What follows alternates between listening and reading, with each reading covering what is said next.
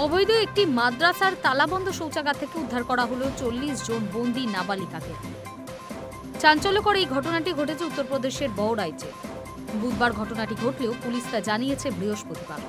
Police সূত্রে খবর, বহরাইচের পায়াকপুর মহকুমায় দীর্ঘদিন ধরে এই মাদ্রাসাটি তার কাজকর্ম চালাচ্ছিল। কিন্তু সম্প্রতি গোপন সূত্রে মাদ্রাসাটির বিরুদ্ধে বেশ কিছু অভিযোগ পুলিশের কাছে আসে। এরপরই বুধবার অভিযান চালায় পুলিশের একটি দল। অভিযোগ তদন্তকারীরা সেখানে প্রবেশ করতে গেলে তাদের বাধা দেন মাদ্রাসার আধিকারিকেরা। তারপরই শুরু হয়ে যায় বিবাদ। ক্রমে তা হাতাহাতিতে পরিণত হয়। এরপর জোর করে মাদ্রাসায় প্রবেশ করেন পুলিশ আধিকারিকরা।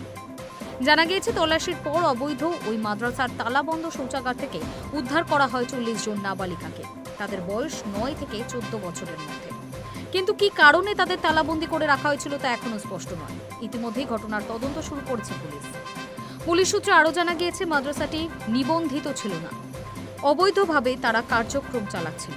গোটা ঘটনাটি কেন্দ্র করে চাঞ্চল্য ছড়িয়ে পড়ে এলাকায়। পাশাপাশি এই ঘটনার জেরে ফের একবার প্রশ্নের মুখে পড়ল যোগীরাজ্যের নারী নিরাপত্তা।